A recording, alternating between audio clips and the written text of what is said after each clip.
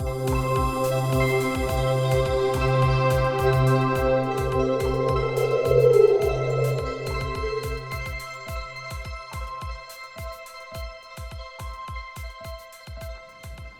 Well, it's been a really great day, actually. And for those of you that came to the workshop earlier, we had lots of creative juices running and lots of fun with Lego bricks. So thank you for coming along.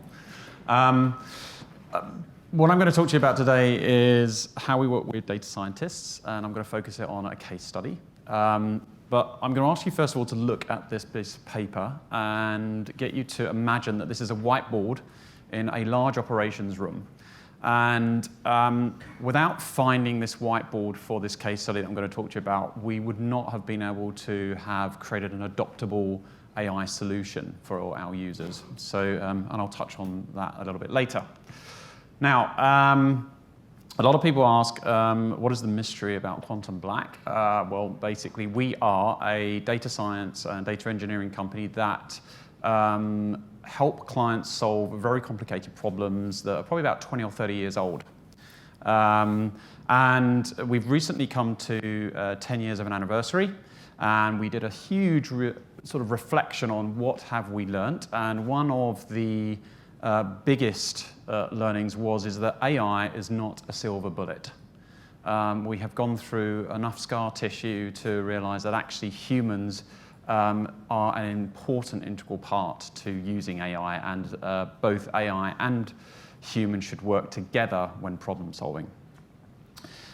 The other thing that we've learnt is that do not put your data scientists, your data engineers, and your designers in their own herds, because they will go away and solve a problem with AI and machine learning in their own lens. And we have been through many, let's say, lessons learned about where that leads to refactoring a lot of code, redesigning a lot of things, and essentially having to spend a lot more time bringing back together actually something usable. So those lessons taken forward, we actually now operate in this way, in a very interdisciplinary way. And the common theme that runs through all of us is data. And the reason why that's a common theme is that as a designer, I am looking for how humans are making decisions with data. Whereas you've got a data engineer who's looking at, well, I've got all this data, how do I structure it into a list that's going to be legibly understood by a data scientist? And then the data scientist is then going to take that and go, well, let me start doing some patterns with it so I can create a model so we can output something that the human has not seen before. Now, with these three lenses working together and collaboratively, we have found that actually the adoption rate of solutions significantly increases. So I'll talk a little bit more about that later. But what I am going to talk about is the two people that are closest to the user, and that is the data scientist and the designer, myself. And why are these two people so close to the user? Well, as designers, users are the people that we need to understand what's going on empathetically. Why do they live with data? Why do they trust certain data? Why do they hack data? Whereas the data scientist is trying to develop algorithms where they can make predictions from historic data that humans have actually used, or possibly real-time data that doesn't exist. So it's quite important that we have this nice yin and yang relationship when working on these problems. So before I dive into the case study, I was actually talking to a couple of my data scientists that I worked with on this case study recently, and we said, what did we walk away as kind of three key learnings that we could share with everyone else around the community of design, data science, data engineering? And we came to, actually, it was about three key shifts. And the first one was silos to squads. The second was experimentation and convergence. And the last one was single product mindset to organizational adoption. So let's talk a bit more about those around this case study. The goal here was a client that was a chemical fluids company. And they came to us and said, in the next few years, we are not going to be able to work out what it is that we're going to be able to have to produce from end to end. And we need some help with that. Can AI help us out with that, and machine learning, for that fact? The challenge here with this, though, is this was a huge, complicated network of pipes. And in data science language, they describe that as 10 to the power of 250. Now, for those of you who aren't mathematicians in the audience, the only way that I can explain what that looks like is all the possible known stars in the galaxy. So they had to create a model that could work all of these combinations out with these pipes. The other challenge with this was the culture within the business. This was what we call a lighthouse project. The company had never experienced AI and machine learning, and the sheer mention of it was, am I going to lose my job? So that was a significant challenge. On top of that was skepticism right from the get-go. So how we approached that was, what is going to be the best thing that we can produce here for a human to work with AI? And what we came up with was something that would optimize production and give a plan to users who could then look at that and then make decisions as to whether they wanted to execute certain changes in pipes or certain adjustments in other areas of this chemical environment. So let's talk about the first key shift of how we approach that. So at QuantumBlack, what we do in terms of approaching a project is that instead of working in our silos, as I said earlier, we actually work in squads. And a squad looks something like this. A key person in this squad is the engagement manager. They essentially are a product owner. And they work very closely with a client who will have another product over on the other end. And they will take all of the complexity of data science, design, data engineering, other technical architecture considerations, and they will communicate that back to the client and discuss it further with them in terms of, well, this is what's working well, these are complications, these are constraints, this is the kind of data that we need, can you get access to it? And this is very much a collaborative approach that we do it, very much in an agile way of working. When it comes to the data scientist and the designer, the day-to-day collaboration, as I mentioned, is in an agile way. We are co-located on desks. We are all sort of sitting together in a little hub. We are doing daily stand-ups. But what we're also doing is we're taking time out, probably about 30 minutes within a 2-week sprint, and going, hey, let's stop and reflect on what we've learned through our different lenses of problem solving. And we're discussing certain things because there is just so much complexity going on, and we need to reflect with each other. The other thing that we do is that the designer and the data scientist go and do ethnography together. And they actually sit with the users, and we look through our different lenses. And it's really important that we do that together, because as a designer, what I'm looking for is the things that people do but don't say. But what the data scientist is looking for is actually, well, where are they sneakily hiding data when it should be in a system that we've been told about from the senior management, but they're probably doing it in a side spreadsheet. And we need to find these little nuggets of evidence because they could be crucial to the solution. The other thing that we do actually within a 2-week sprint, which we've added here, is something called a full-team problem-solving session. And these are quite powerful sessions because actually the way that we work is not through user stories. The way that we work from a data science perspective is through tasks, and the way that the designer works is through jobs to be done. And we link the two together to form hypotheses, and then we start to problem solve together to work out, well, actually, how do we go about proving that hypothesis for this task for the data science? How do we go about proving that hypothesis for the job to be done with a new data set potentially? And that leads us on very nicely to the second shift, which is experimentation and convergence. Now, at QuantumBlack, what we've done is we have created a playbook how to create a full end-to-end AI and machine learning solution. And this isn't just any playbook. We actually refer to it as a protocol. It consists of 3 different strands, process, people, and technology. It's broken up over 5 different stages. You might think, actually, when you look at it, it looks like a double diamond, and plus a little bit more. It is built off of a double diamond. But what we've done is we've split the intersection, and we've done one side of it with design thinking, and then we've done the other side of it with data science thinking and data engineering. And then within the middle, we've actually worked out deliverables, activities, and workshops with how we collaborate together to problem solve. And this is quite a powerful tool for us, because actually it's not a theoretically driven playbook.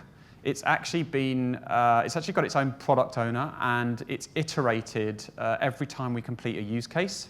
And it's been built around domain-specific areas, so we can use certain parts of the playbook for solving certain industry issues. So it's actually more of an applied playbook from our lessons learned.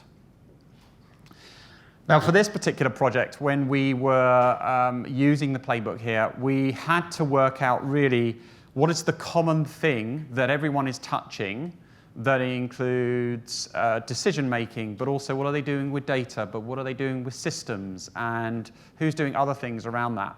And the first thing that I had to do as a designer was think about, well, what is the user journey here that we need to think about? And there were probably about 40 different people here that were doing several different things around the same data. So trying to find a user journey was quite challenging. But what we did find was actually, why don't we think about what is the most common thing that everyone is touching here? And that was the fluid transfer. And the chemical fluids from one point to the other point was what everyone was connecting with. So where the data was being generated, where the systems were clocking all that data in, where all meetings were being discussed about, well, what do we do here for production today? How does all that work? And that was a great starting point to work with the data scientists, because if you remember that number that I said, 10 to the power of 250, what they needed to start doing was actually to reduce that solution space down to a sensible number where we could build a model that could be understood by a human. And we eventually got down to this point of, I think it was like 10 to the power 40. And this was at a point where we had this model, it had some inputs, and it had a given output that we could start giving to an end user to play and test with. So normally at this stage, we don't really have an interface. So we're paper prototyping a model, which is something I've never actually really done before until we did this project. So that was quite interesting, because people wanted to understand, well, how does the model work? And this was all buried in code. And we managed to get through it. And on this particular day that I was user testing with the engineer, he got shown the output, and he was very surprised at how quickly we'd been able to take so much complexity, legacy issues, and put them into a model. But then what he also then said is that this is completely unusable, and I wouldn't be able to take it to a meeting, and I wouldn't be able to do anything with it. So having spent probably at this point here doing about 7 weeks of research, but also building something that was going to generate an output, we were scratching our heads and thinking, what have we missed? Because we'd understood operations, we'd understood everything that was going through in terms of decision making. And so we asked this very question to the user, who in this case was an engineer. And he said, well, I mean, I just don't make decisions that way, and your model will not help me to make decisions. And so we said, well, what do you do to make decisions? And he said, well, let me show you.